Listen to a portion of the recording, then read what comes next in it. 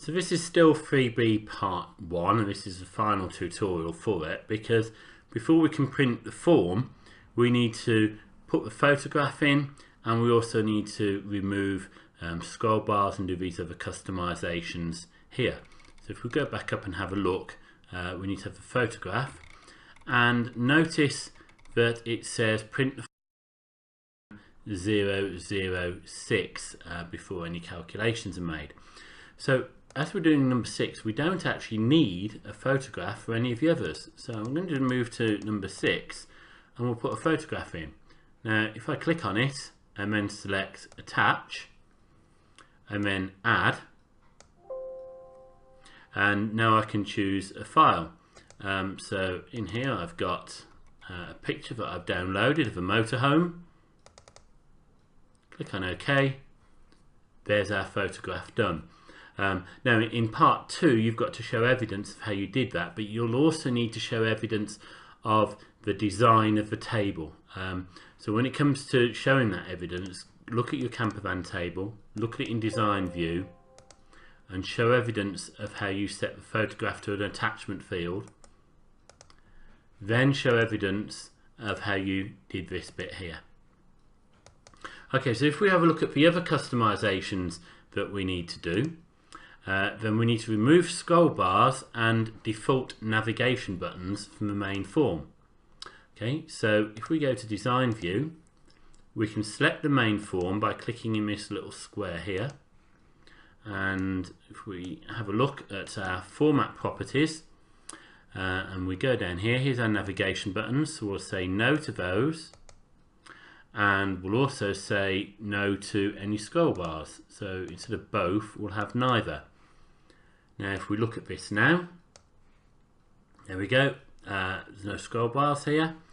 Also I can't navigate between the records, which isn't very useful, but the next thing asks us to add customized navigation buttons. So we'll do that. We'll go to design view and we can just create those buttons quite quickly, and you've got to show annotated evidence of creating one of these buttons. So step by step going through this process. So form operations, sorry, it's not form operations, it's record navigation, and we'll go to the first record. That's my first button. Automatically does a picture for me, so I'm just going to click on finish. Next button will be the previous record. So record navigation, go to previous record. Next one will be the next record, and the last one will be go to last record. Just click on finish and it just does all these for us. So that's all you've got to do in terms of the navigation button. Set up a first record, previous record, next record and last record. So okay, that's great. Now if we have a look in datasheet view, there you go, I can go through. Of course I can't go backwards because I've got nothing to go backwards to, so I do need those other buttons as well. It then says that all the fields except the subform, okay, need to be locked, so that basically we can't actually change the data, but we can change the data in the subform.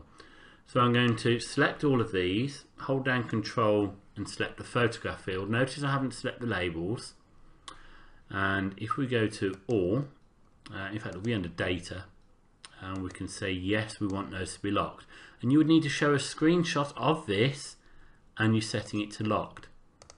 It's also worth showing that these ones aren't set to locked, and just say look, they're not locked, or make a statement to say they're not locked by default, because OCR have caught students with that in the past.